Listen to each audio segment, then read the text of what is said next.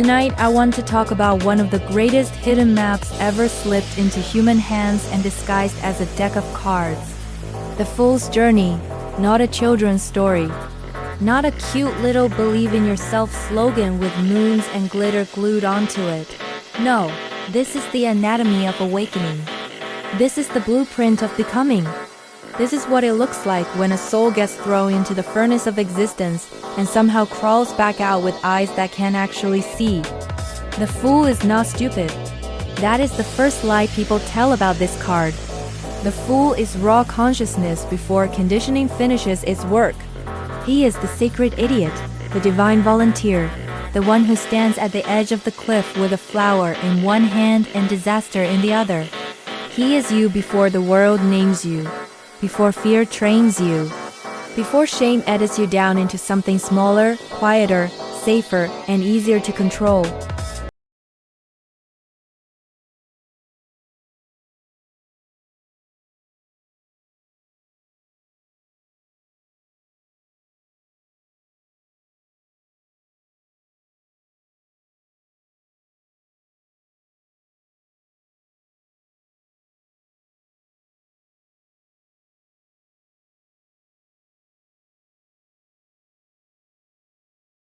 Becomes symbol. Symbol becomes action. Action becomes fate.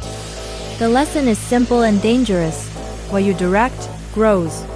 Then comes the high priestess, seated between mystery and silence. She does not explain. She waits. She teaches the fool that not everything holy arrives in words. Some truths come as dreams, instincts, omens, dread, attraction, stillness. She guards the inner door. The magician says, make. The priestess says, listen. Without her, power becomes noise. Then the fool enters the garden of the empress, where life overflows.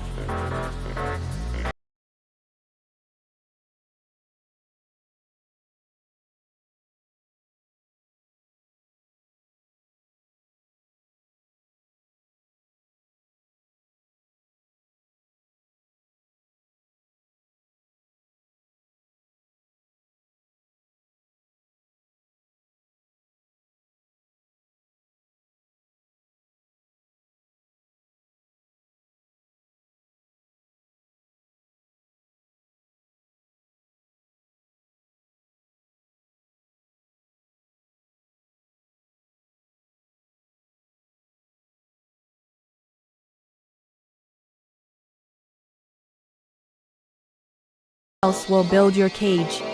Then comes the Hierophant, keeper of tradition, doctrine, sacred systems, inherited wisdom. Here the fool learns from institutions, teachers.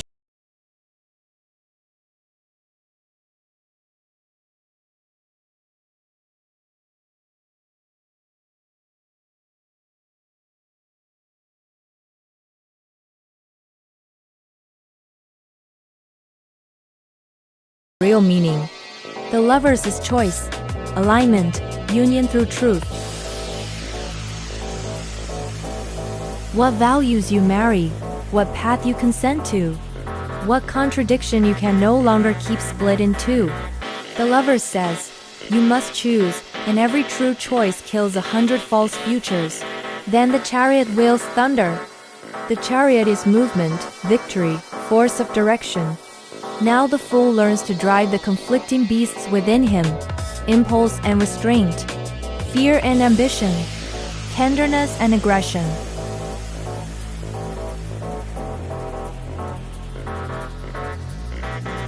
Then the fool meets strength.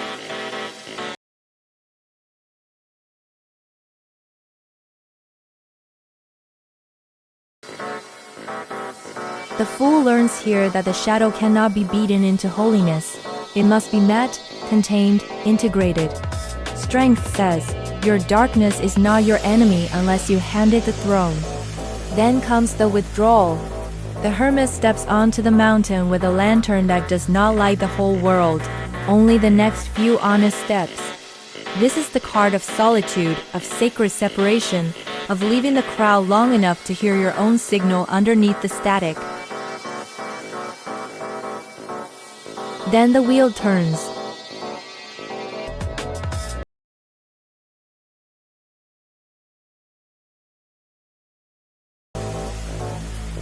Sometimes wisdom is knowing when the wheel is carrying you and when it is crushing you. Then comes justice, not revenge, not petty score settling. Justice is balance, cause and effect, moral geometry. The fool learns that every action leaves a shape in the field.